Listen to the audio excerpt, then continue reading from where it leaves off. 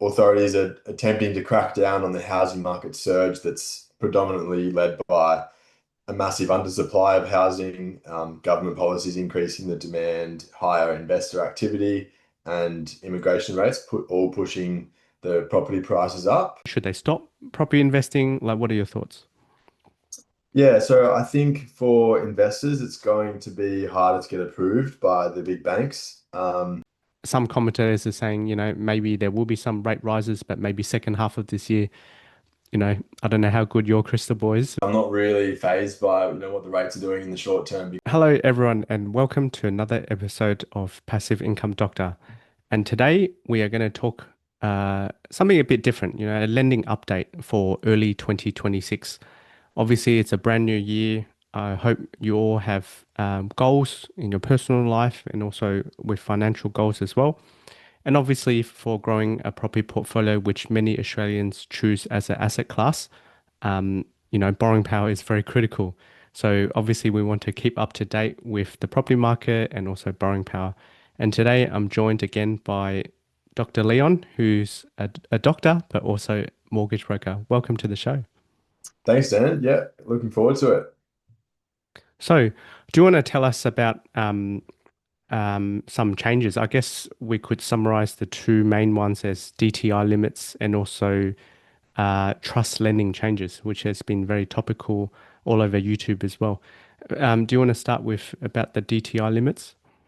Yeah, sure. Yep. So that's coming into effect in Feb 2026.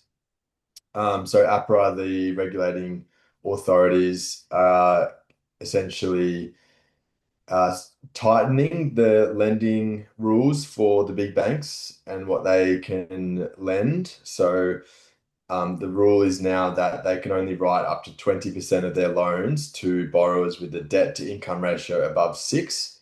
So that essentially means that if your household income is 100 grand and you're wanting to borrow more than 600 grand, then you'll now count against that 20% cap. Um, and so I guess what this means that the authorities are attempting to crack down on the housing market surge that's predominantly led by a massive undersupply of housing, government policies increasing the demand, higher investor activity, and immigration rates all pushing the property prices up. Um, but I think the main question is whether this will actually have an effect on the property market and how. Mm. And so I guess I mean, there's a few things, isn't it? So maybe there's political environment wanting to try and dampen the property market. I think APRA, reading their statement, they talk about they want to maintain a robust lending system, and also I think I read somewhere else that the percentage of lending to investors is at like a high, like compared. I think last time it was Yes. this high was like 2016, 2017, or something like Yeah. that. Mm. Um, Everyone's finding out our secrets, Dan. um, yeah, I mean that is the question, isn't it? Whether it's going to actually affect the property market. Well, I guess for investors, our listeners that are doctors, does this affect them? And should they stop property investing? Like, what are your thoughts? Yeah, so I think for investors, it's going to be harder to get approved by the big banks, particularly if you are at that stage, reaching your capacity soon and you're above the six debt to income ratio, then certainly, yeah, it's going to be harder. So I think that's where, you're going to have to look at other options. That's where an investment savvy mortgage broker can be really helpful in terms of coming up with creative ways to sidestep that approach. And certainly, I've been speaking to clients about looking at third-tier lenders Mm, because they don't apply to this rule because they're not governed by APRA. And I think that, third-tier lenders are going to increase their appetite. Some lenders have already come out and made announcements saying we still do trust lending, and that's intentional because they want to capitalize now on this extra market share. mm, And it's a similar way that they did the same thing with SMSF lending. About 10 years ago, they stopped that with the big banks. And now these third-tier lenders have, mopped up all the SMSF lending and are still doing it now. So yeah, I think there are still going to be ways around it, and the having the right team in your corner is more important now than ever. Yeah. And obviously we're advocating kind of playing, within the rules. And as you said, yeah, these APRA doesn't only regulates, I think, the deposit taking institutions, and a lot of these other lenders, private lenders or third tier lenders don't. And do you think then for self-managed super fund, which has become more popular again, seems to go in waves, do you think the big four banks will come back or? I don't think so. They're just getting more strict with everything. So I don't know why they would allow it again. Nah. Yeah. So maybe they just have already big enough market share and they don't, they just want to have more simplified lending and maybe not play in some spaces which are more regulated, perhaps. Yeah. Yeah, Hard to yeah. know. I think they're just trending towards um maintaining their risk, which Mm, yeah, I don't have a problem with, but yeah. yeah. Okay. And then we touched on the trust lending. Obviously, in the last few years, more people have, yeah, to try and preserve their borrowing power and to keep going, expanding their property portfolio has been utilizing trusts. And obviously, trusts have, other things such as asset protection as well. Obviously, speak to your legal advisors, financial advisors, accountants before making any decision. Um, I guess the news, which was like a quote unquote bombshell, was Macquarie pulling out of trust lending in October last year, October 2025, and then followed by CBA in November. Um, do you want to tell us, I guess, from a lending point of view and talking to other mortgage brokers and also talking to borrowers, how did that, what were the conversations like afterwards? Yeah, yeah, pretty similar with the debt to income ratio is that the big banks have stopped this, and I think this is just going to increase the appetite for the third tier lenders to take over the market share.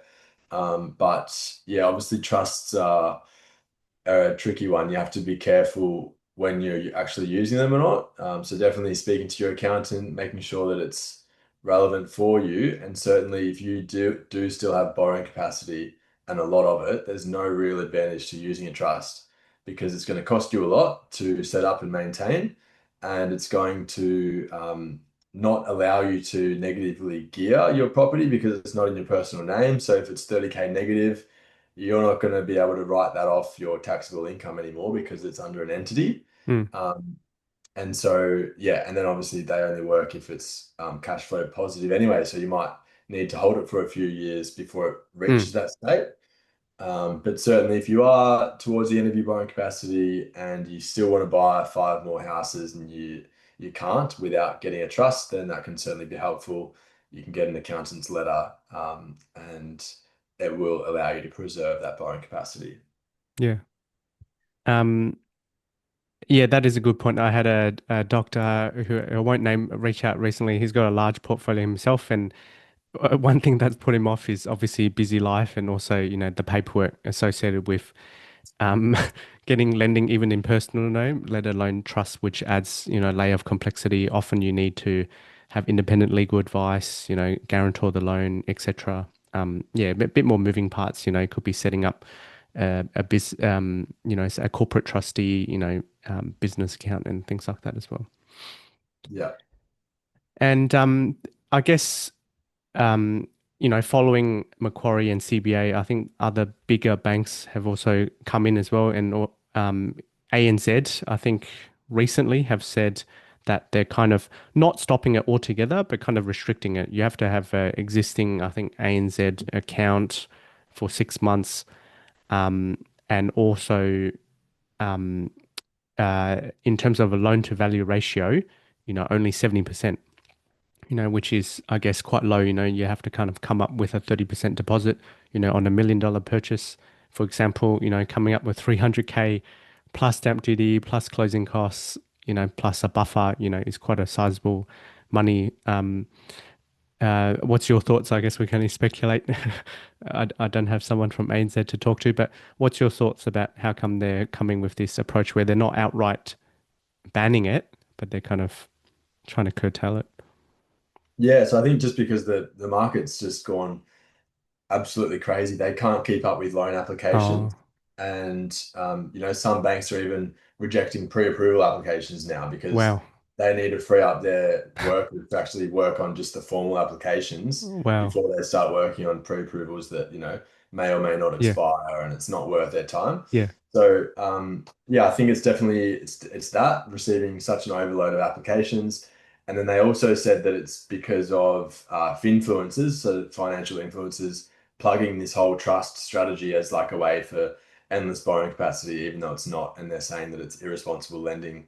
So because these are the big banks, they're very risk Mm, averse, and so yeah, they're all pulling out of it. And to keep their customers happy who are already with them, they'll keep doing it with them. But yeah, I wouldn't be surprised if they all eventually pull out of it. But certainly not impossible moving forward mm. because our third tier lenders will always be there. Yeah. Perfect. And I guess let's end on note. I guess it's always fraught with danger, isn't it? Even the experts often get it wrong. Interest rates, very topical. I guess towards 2025, they were saying there's going to be heaps of rate cuts. How many rate cuts did they come through then? Was it one or two? Or? Yeah, there was a Yeah, some couple small. there. Yeah, and Yeah. then and But then it's suddenly, I think quarter 4 last year, suddenly, some inflation numbers looking higher than normal, and then suddenly the talk is, the next move being a rate rise. Um, you know, some commentators are saying, maybe there will be some rate rises, but maybe second half of this year. I don't know how good your crystal ball is. What's your thoughts? Yeah, so my thoughts are I don't really care what the rates are doing. I have a strong belief that property is a really good asset to hold long term. And so I'm not really phased by what the rates are doing in the short term because I'm not investing to have positive cash flow right now. I'm investing to build up my capital. And so I'm bullish that my capital will keep growing, and that's all I care about. And I saw a graph yesterday about what the correlation is between interest rate rises and falls on the property market in general.